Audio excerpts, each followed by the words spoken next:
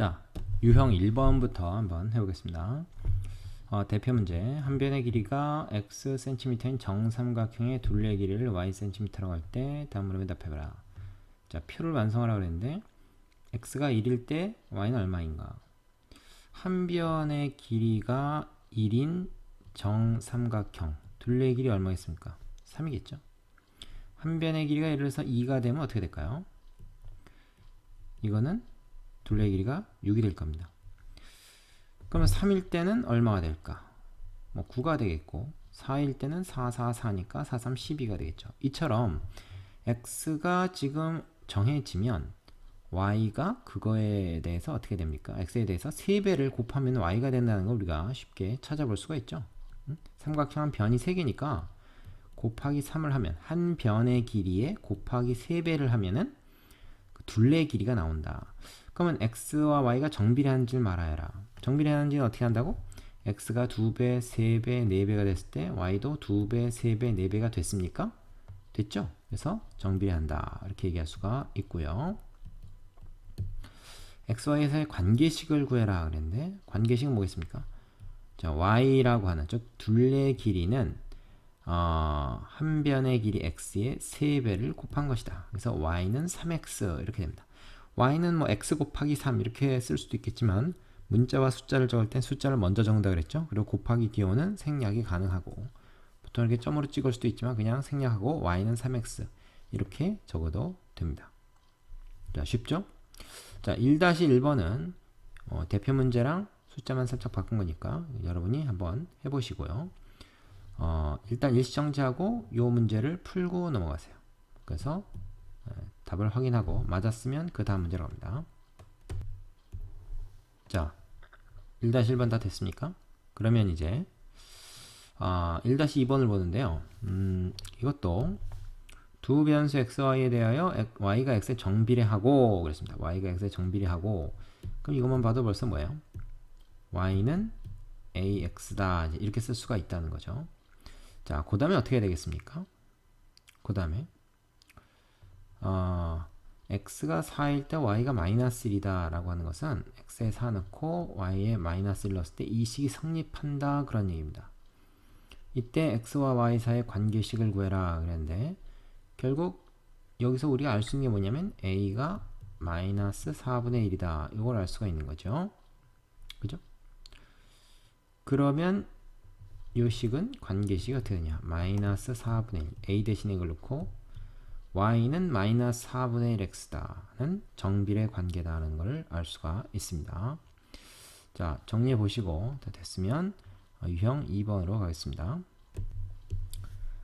자, 다음 유형 2번 정비례 관계 2의 두 번째입니다. 대표 문제부터 보죠. 다음 중 y가 x에 정비례하지 않는 것은 그랬습니다.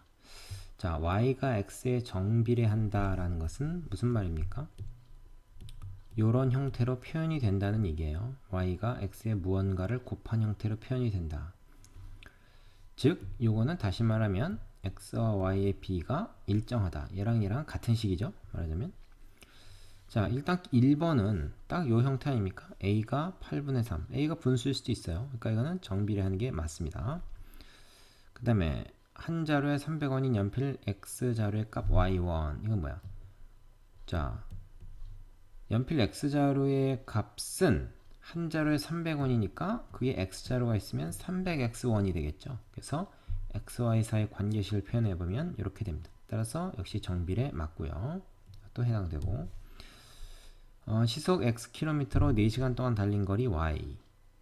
자, 시속 xkm라는 건 1시간에 x만큼 가는 거니까 4시간 동안은 어떻게 됐어요? 4x만큼 갔겠죠? 그게 4시간 동안 달린 거리. 역시 이것도 해당이 됩니다. 정비례죠. 합이 17인 두 자연수 x와 y. x하고 y를 두 개를 합치면 17이 된다. 이런 말이죠. 그럼 이거는 다시 말하면 뭡니까? y가 어떤 관계죠? x에 대해서? 17에서 x를 뺀 것이 y가 된다. 이런 얘기입니다. 그럼 이런 정비례 형태의 식의 관계가 아니잖아요. 그죠? 그래서 이거는 해당이 안 됩니다. 그 다음에 밑변의 길이가 5, 높이가 x인 평행사변의 넓이 y. 평행사변 넓이 y는 y가 이제 평행사변의 넓이인데 밑변의 길이와 높이의 곱이죠. 그죠? 따라서 이것은 정비례식에 해당이 됩니다. 따라서 이것도 맞고요. 그럼 이 중에서 정비례식이 아닌 것은 우리가 4번이다. 이렇게 얘기할 수가 있죠. 자, 어렵지 않죠? 하나하나 우리가 식을 세워보는 연습을 하는 것이 중요합니다. 그 옆에 있는 2-1번은 여러분이 직접 해보시고 해설을 참고하면 될 것 같습니다. 굳이 내가 또 설명하지 않아도 될 것 같아요. 자, 풀어보고 정답 확인까지 다 해서 제대로 됐으면 유형 3번으로 넘어가세요. 우선 일시정지하고 풀어보시고요. 자, 다음 유형 3번 보겠습니다. 정비례 관계 그래프의 성질. 다음 중 정비례 관계 이것의 그래프에 대한 설명으로 옳은 것을 모두 골라라. 답이 두 개인데, 자, 정비례 관계 그래프는 어떤 거라 그랬죠? 원점을 지나는 직선이다 라고 했습니다. 그래서 우리가 요 그래프를 그려보면 이건 어떻게 생각할 수 있냐면, 쉽게 생각해서 x가 1일 때 y가 3분의 1이고 x가 3이 되어야 비로소 1. 그러니까 좀 우리가 찾아보기 쉬운 자연수를 가지고 하나를 찾아보면 x가 3일 때 y가 1. 그럼 무조건 원점 지나죠? x가 0이면 y가 0이니까. 그래서 요 두 점을 쫙 직선으로 이으면 된다. 왜냐면 다른 점들도 다 이런 관계 속에 있을 테니까. 그래서 이것이 바로 이거의 그래프다. 이걸 뭐 그려놓고 생각하면 더 쉽습니다. 되겠습니까? 한 쌍의 곡선이다? 이건 아니죠. 한 쌍의 곡선으로 나오는 건 사실은 뒤에 나오는 반비례 그래프죠. 점 6,2를 지난다 그랬는데 x에다 6 집어넣고 y에다가 2를 넣었을 때 이게 성립하는가 하는 얘기입니다. 성립하나요? 성립합니다. 그죠? 그러니까 맞는 얘기고, 원점을 지나지 않는다. 정비례 관계는 무조건 원점 지나죠? 그러니까 이 말은 틀린 말이고요. 1사분면과 3사분면 지난다. 얘가 1사분면, 요게 3사분면. 이거 맞는 거죠? x값이 증가하면 y값은 감소한다 그랬는데, x값이 증가한다는 말은 뭐예요? 오른쪽으로 x값이 점점 커집니다. 커진다. 그런 얘기입니다. 오른쪽으로 점점, 왼쪽에서 오른쪽으로 x값이 점점 변함에 따라서 y값은 아래에서 위쪽으로 변합니까? 위에서 아래쪽으로 변합니까? 짧은 쪽, 아래에 있던 게 점점 위쪽으로 올라갔잖아요. 그러니까 y값은 증가하는 거죠. 그래서 이 말은 틀린 겁니다. 그래서 답은 뭐가 될까요? 2번과 4번이 정답이 되겠죠. 되겠습니까? 자, 그래프의 특성을 우리가 얼마나 잘 이해하고 있는가에 대한 문제인데, 자, 3-1번은 여러분이 지금 일시정지 누르고 자, 풀어보고 난 다음에 해설지 확인해보고 맞았으면 그 밑에 문제도 한번 해보세요. 3-2번 문제도 여기까지 다 했으면 다시 영상을 틀어보기 바랍니다. 일단 일시정지를 하고 두 문제를 해보고 나서 계속하세요. 자, 두 문제 다 풀어봤나요? 자, 위에 거는 설명을 생략하도록 하고요. 밑에 거만 한번 해보겠습니다.